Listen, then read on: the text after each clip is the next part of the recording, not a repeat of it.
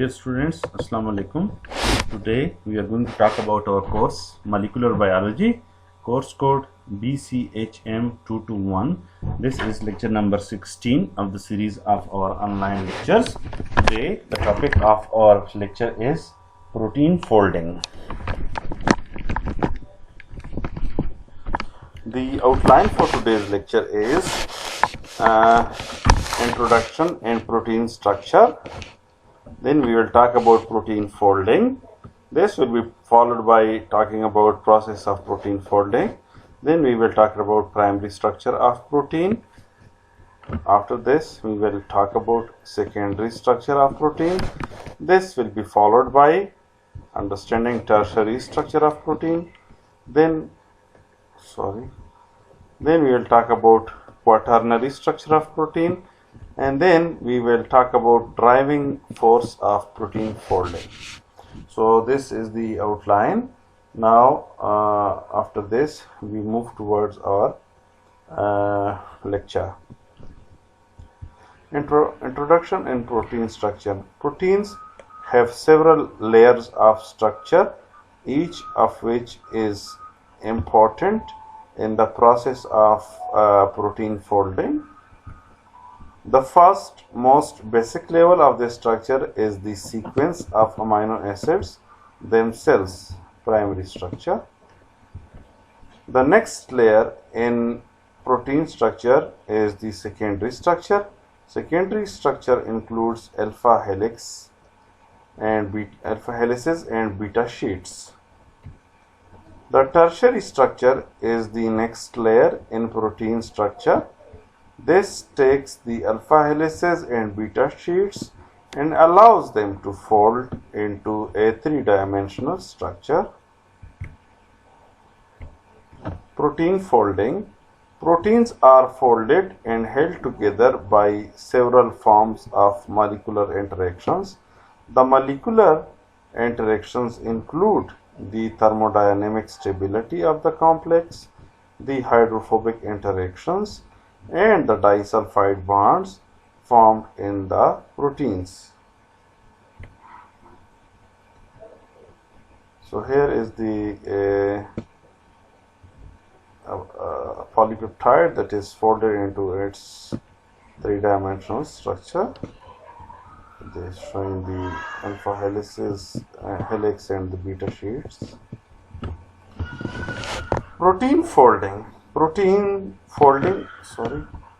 folding considers the question of how the process of protein folding occurs, that is, how the unfolded protein adopts the native state. It has been aptly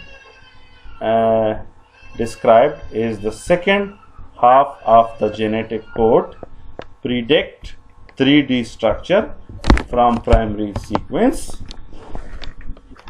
avoid misfolding related to human diseases, design protein with novel function.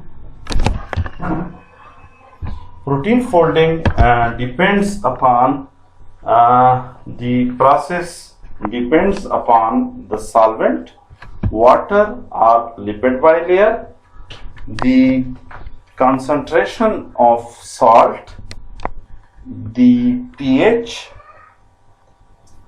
the temperature, the possible presence of cofactor, molecular chaperones. So these are the protein fold, the factors that protein folding depends upon. So now, process of protein folding. Primary structure. In the process of protein folding, primary structure. The primary structure of a protein, its linear amino acid sequence, determine its native conformation. The specific amino acid residues and their position in the polypeptide chains are the determining factors for which portions of the protein fold closely together and form its three-dimensional conformation. The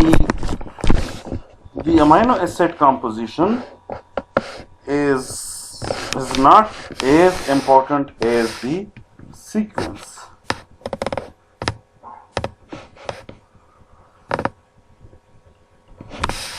So primary structure of proteins, this is the structure of amino acid. This is the carboxyl group, COOH. This is the H, which is attached with the carbon. This is the amino group. This is the H, this is the H. This is the R, the side chain.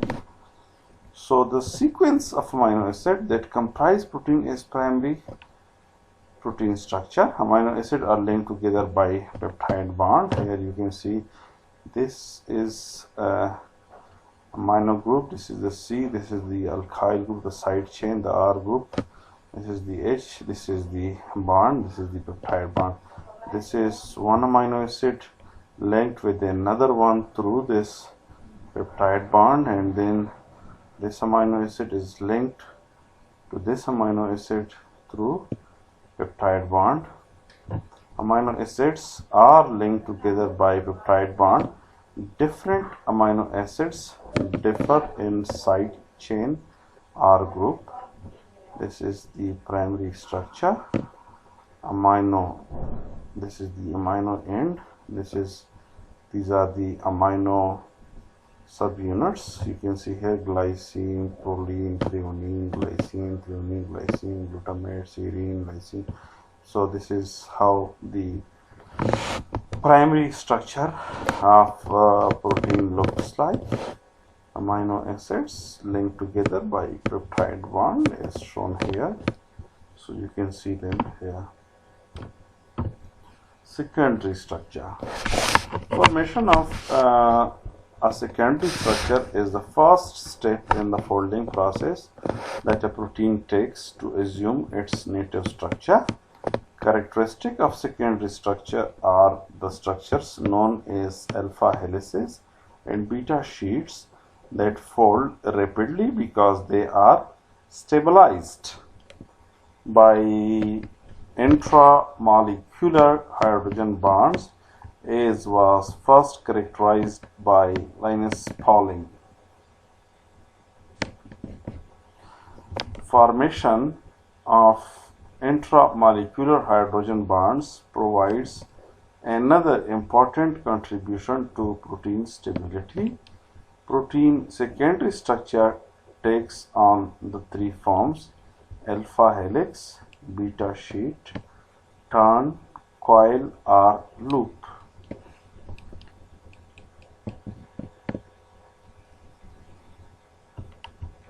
Hydrogen bonding scheme for alpha helix: main chain oxygen of ith residues written as OI, amide of N I plus 4 residue written as N into I plus 4, OI into N into I plus 4.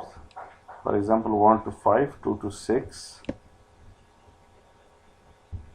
This is how 1 to 5 and 2 to 6. This is 1, this is 5, this is 2, this is 6. Beta sheets.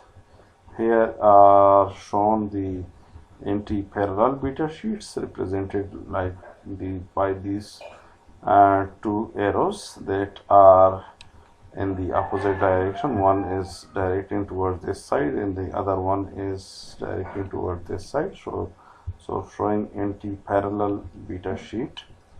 Here is the parallel beta sheet represented by, again, one sheet represented by one arrow and another sheet represented by another arrow, but you can see because they are parallel, the direction of the arrows are in the same direction. So the parallel beta sheets. Tertiary structure. The alpha helices and beta pleated sheets can be amphipathic in nature or contain a hydrophilic portion and a hydrophobic portion. This property of secondary structures aids in the tertiary structure of a protein in which the folding occurs so that the hydrophilic sites are facing the aqueous environment surrounding the protein and hydrophobic sites are facing the hydrophobic core of the protein. Now this is protein structure. There are different types of interactions. So this is in the blue, this is a polypeptide backbone. You can see here the backbone amino acids are connected by peptide bond. So peptide bond is function is the backbone interaction, the backbone type of bonding between among the different amino acids that we have in the structure of protein. There are disulfide bridge. You can see it here. This is one of the example. Here seems to be cysteine and cysteine here far away from each other, but then they form these when the protein folds, they come closer to each other and they form these disulfide bridge.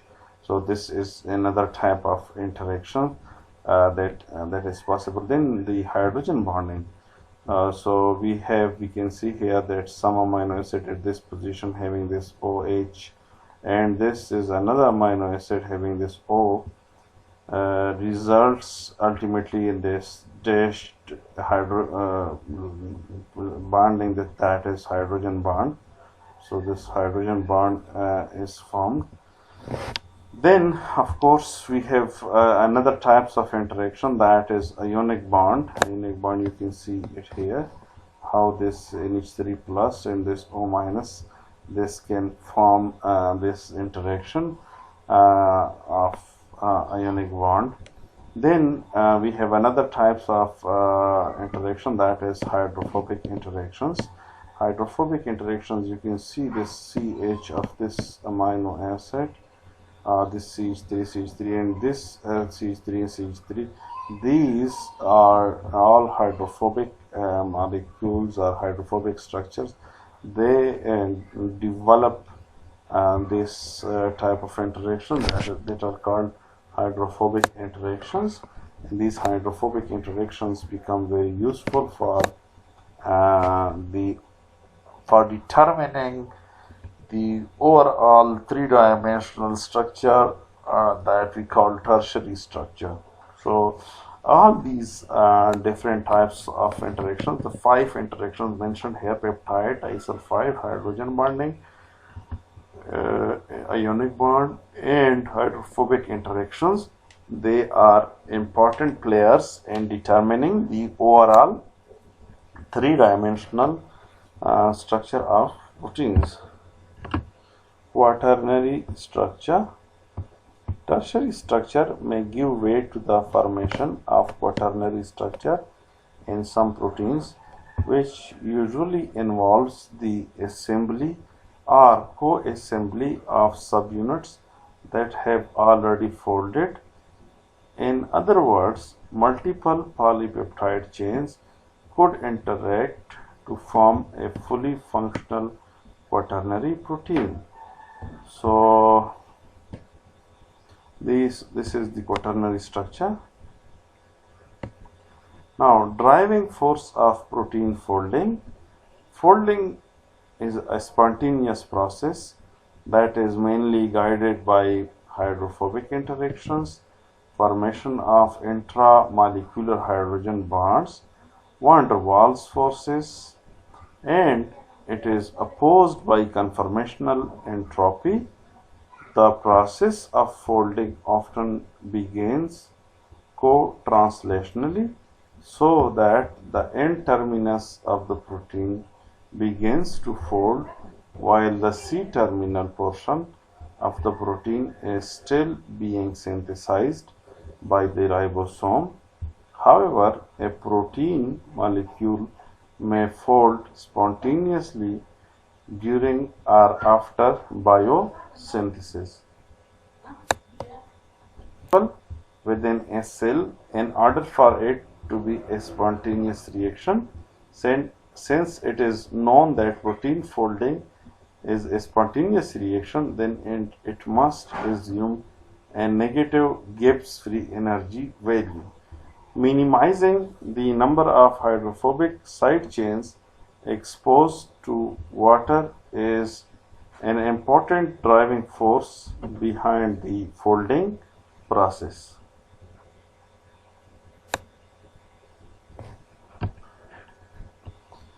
The hydrophobic effect is the phenomenon in which the hydrophobic chains of a protein collapse into the core of the protein away from the hydrophilic environment. The multitude of hydrophobic groups interacting within the core of the globular folded protein contributes a significant amount to protein stability after folding because of the vastly accumulated van der Waals forces, especially London dispersion forces.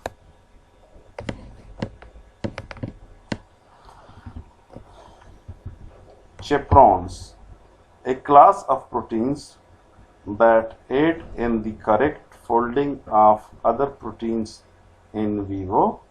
Chaperones exist in all cellular compartments and interact with the polypeptide chain in order to allow the native three-dimensional conformation of the protein to form. However, chaperones themselves are not included in the final structure of the protein they are assisting in.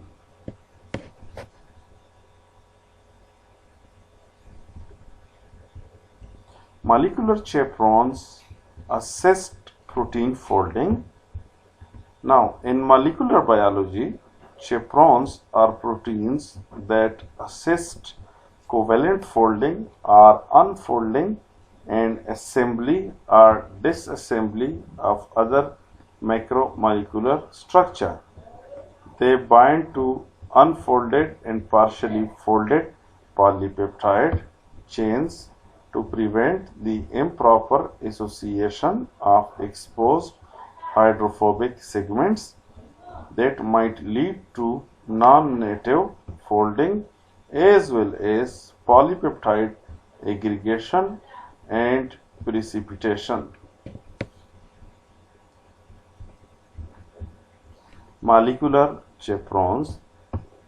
In molecular biology, molecular chaperones are proteins that assist the covalent folding or unfolding and the assembly or disassembly of other macromolecular structures. Chaperones are present when the macromolecules perform their normal biological functions and have correctly completed the processes of folding and or assembly. Chaperones may assist in folding even when the nascent polypeptide is being synthesized by the ribosome. Molecular chaperones operate by binding to stabilize an otherwise unstable structure of a protein in its folding pathway. They assist the de novo folding of proteins or they form repair machines for misfolded or even aggregated proteins, and they are therefore especially important for the survival of cells during stress situations. A well-studied example is the bacterial GROEL system assists in the folding of globular proteins. In eukaryotic organisms, chaperones are known as heat shock proteins. These are basically proteins that are involved in the folding and unfolding of other proteins. Various approaches have been applied to study the structure, dynamics, and functioning of chaperones.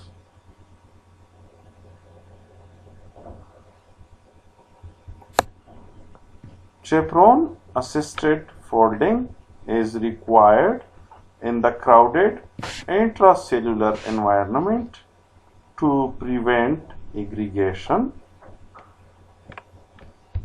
used to prevent misfolding and aggregation, which may occur as a consequence of exposure to heat or other changes in the cellular environment.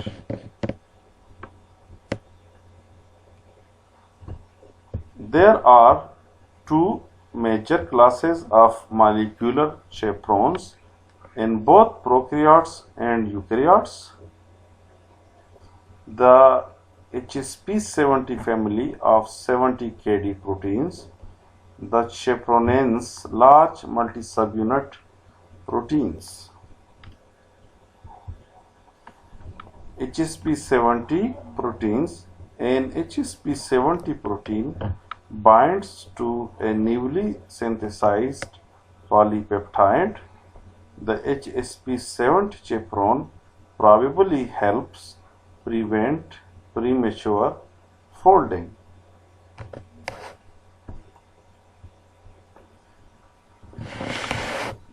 Chaperone protein folding process. Unfolded substrate proteins bind to a hydrophobic binding page on the interior rim of the open cavity of GRO-EL.